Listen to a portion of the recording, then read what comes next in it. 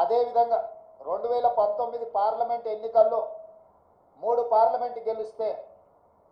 ఈ ఎన్నికల్లో మమ్మల్ని 8 పార్లమెంటు సీట్లు గెలిపించడం ద్వారా 8 సీట్లు అధికంగా ఇచ్చి పార్లమెంటులో కూడా మాకు అత్యధికంగా సీట్లు ఇవ్వడం ద్వారా ఓట్లు సీట్లు కూడా మమ్మల్ని పెంచడం ద్వారా ప్రజలు ఆశీర్వదించారు. ఇదే కాకుండా మూడవ విశ్లేషణ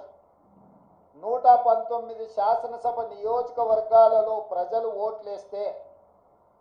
విస్పష్టంగా ఆనాడు 64 సీట్లు ఎట్లయితే మెజారిటీ వచ్చిందో ఈరోజు 64 సీట్లలో మెజారిటీ రావడమే కాకుండా కంటోన్మెంట్ మేము ఓడిపోయి బీఆర్ఎస్ గెలిచిన సీటులో కాంగ్రెస్ పార్టీకి 13,206 ఓట్ల మెజారిటీ ఇచ్చి 65వ స్థానాన్ని కూడా కాంగ్రెస్ పార్టీకి ఇవ్వడం ద్వారా ఆనాడు ఇచ్చిన 64 సీట్ల కంటే ఇంకొక సీటును అదనంగా ఇచ్చి కాంగ్రెస్ పార్టీని అసెంబ్లీలలో కూడా 65 సీట్ల తీర్పు ద్వారా మా రెఫరెండంని ప్రజలు సమర్థించిండ్రు, మాకు అనుకూలంగా ఓట్లేసి గెలిపించిండ్రు.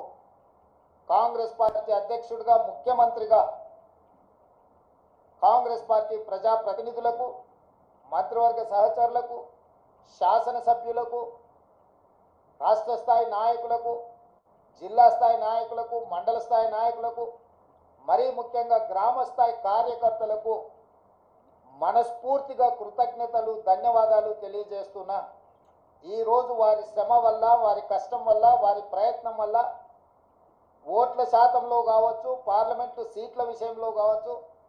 శాసనసభ నియోజకవర్గాల వారిగా కాంగ్రెస్ పార్టీకి అత్యధిక మెజారిటీని తీసుకొచ్చి మా కాంగ్రెస్ పార్టీ కార్యకర్తలు ఈరోజు మా గౌరవాన్ని రాహుల్ గాంధీ గారి నాయకత్వాన్ని నిలబెట్టినందుకు కాంగ్రెస్ పార్టీ తరఫున వారికి నేను సంపూర్ణంగా కృతజ్ఞతలు తెలియజేస్తున్నా.